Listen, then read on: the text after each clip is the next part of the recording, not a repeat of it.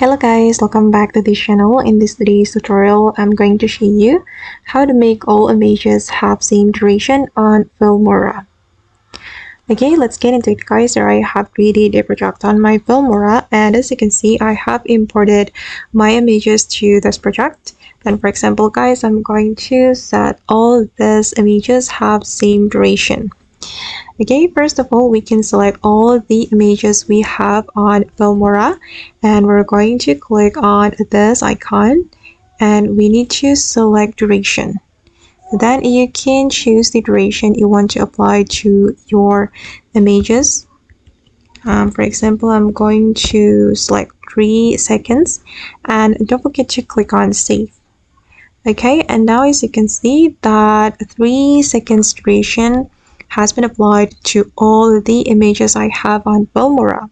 So using this trick, we don't need to change the duration one by one, but we can change it all at once automatically. Okay guys, and that's all the way to make all the images have same duration on Filmora. I hope this tutorial will be useful for you. Thank you so much for watching, and bye!